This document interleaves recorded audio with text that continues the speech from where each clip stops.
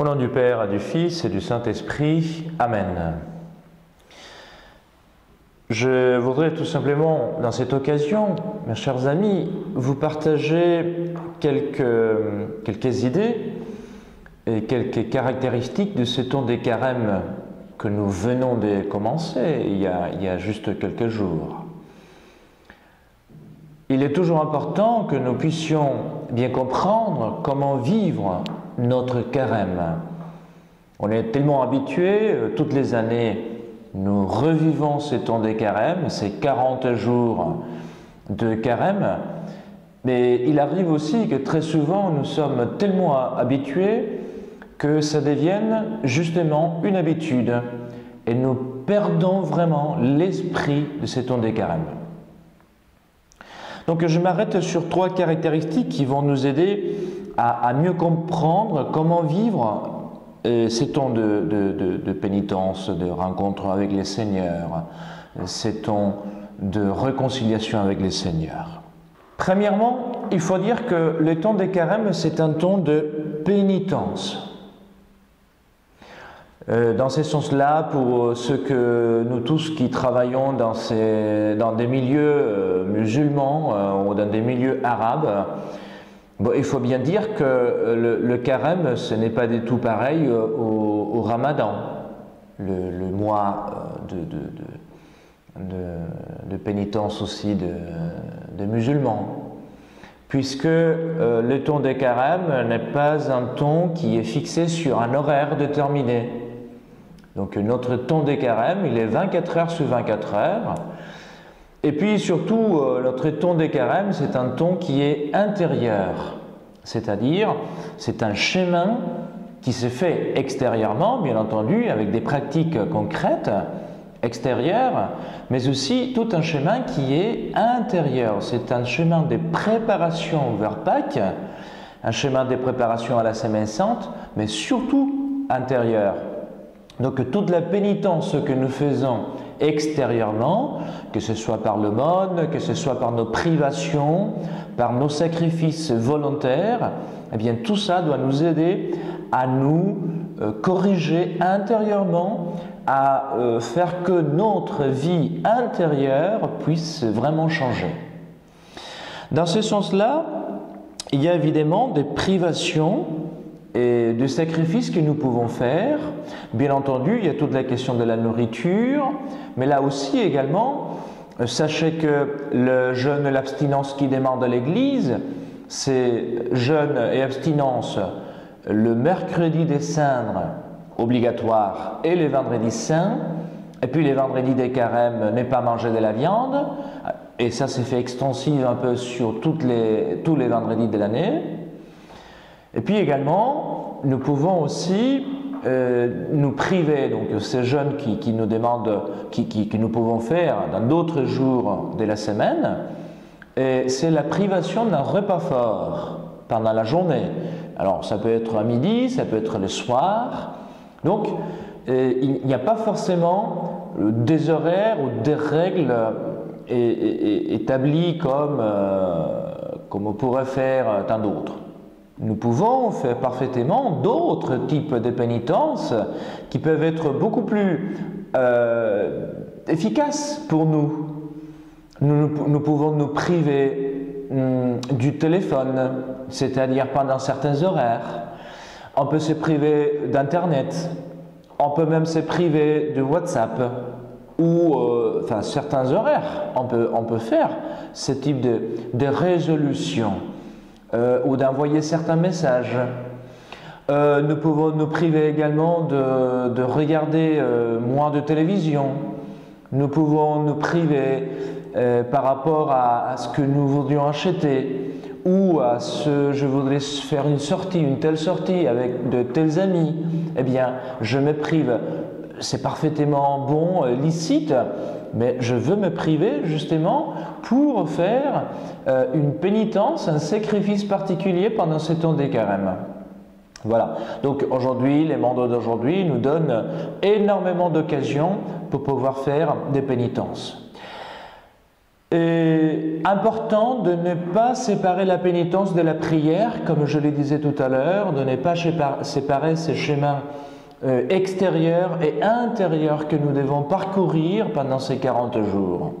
La pénitence et l'aumône, donc cette charité aussi envers les pauvres, ne remplacent pas la prière. Donc, toutes les deux doivent aller ensemble pendant ces temps que l'Église nous donne de ces 40 jours. Ensuite, le carême, c'est un temps de méditation et de prise de conscience. C'est-à-dire un temps où nous pouvons parfaitement prendre justement des moments particuliers pendant la journée pour méditer, pour prendre conscience. Tout d'abord, c'est un temps propice pour méditer la passion du Christ. Justement, nous méditons l'amour de Jésus pour nous sauver, pour nous pardonner nos péchés. Jusqu'où est allé cet amour de Jésus? Jusqu'à mourir sur la croix, et puis toutes les souffrances qui viennent avec. Et tout cela pour me pardonner, tout cela pour m'aimer, pour me réconcilier avec le Seigneur. Alors, je me pose la question, qu'est-ce que je fais pour le Seigneur? Qu'est-ce que je dois faire pour le Seigneur? Aujourd'hui, quelle est ma réponse d'amour? Donc, dans ces temps des carêmes, nous méditons la passion de Jésus. Ensuite, nous pouvons aussi méditer parfaitement la caducité des biens matériels. Eh oui, mes chers amis, vous savez, notre cœur s'attache très souvent au matériel, à l'argent, aux commodités, au plaisir, même si tout ça, ça peut être licite, mais ce sont des petits attachements. Et souvent, notre cœur, il échappe un petit peu du chemin du Seigneur, attiré par toutes ces créatures. Eh bien, finalement, sachez que tout ça, c'est complètement passagère. Rien de ce qui est dans ces mondes, nous ne l'apporterons à la vie éternelle. Alors, la caducité de ces biens matériels, où est-ce que mon cœur est attaché? Est-ce qu'il est du côté des cendres ou est-ce qu'il est du côté de la vie éternelle, comme disait le pape François? Ensuite, nous pouvons aussi méditer le danger du péché et le danger de vivre dans une situation de péché. Nous le savons bien, notre temps, c'est un temps qui a perdu conscience du péché.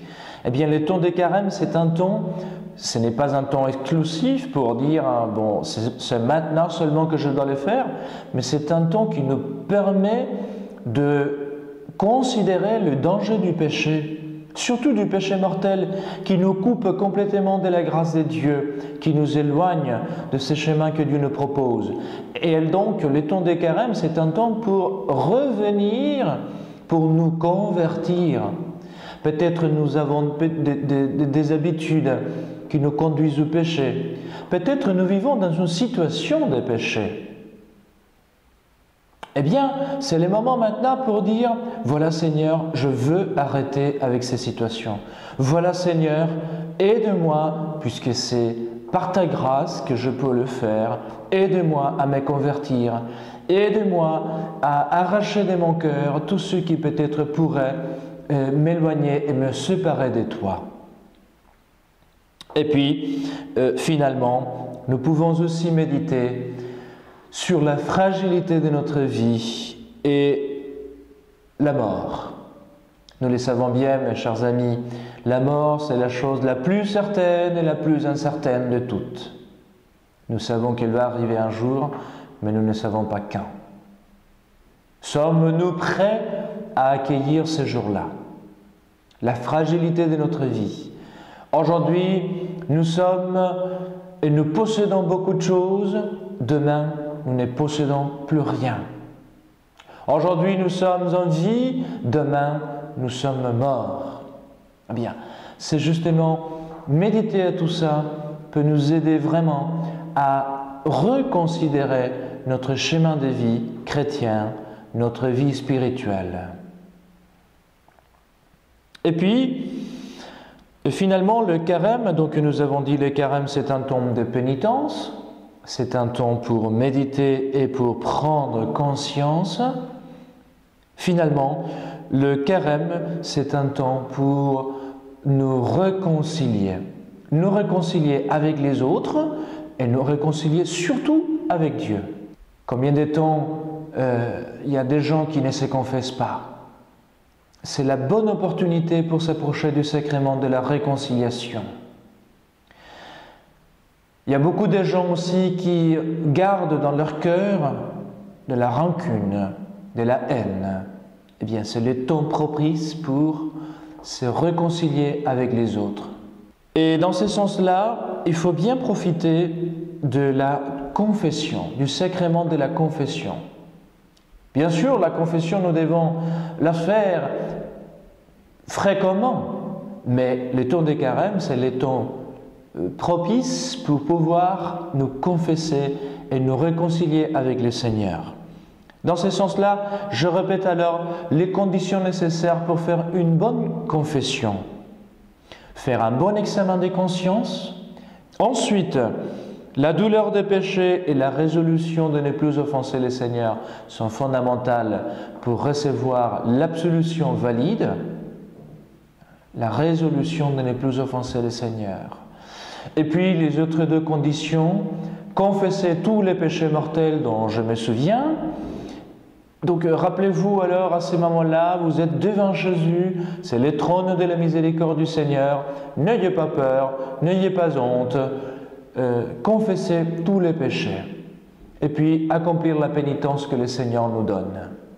Voilà donc, chers amis, ces parcours de carême que nous pouvons vivre, un temps de pénitence surtout intérieure, un temps pour méditer et pour prendre conscience de la valeur et de la caducité des choses et la valeur de notre vie, et puis finalement un temps pour se réconcilier avec le Seigneur, pour se réconcilier aussi avec nos frères. Que Marie, notre Mère, nous assiste dans ce chemin de carême. Bon fruit, bonne continuation et beaucoup de grâce à vous tous. Amen.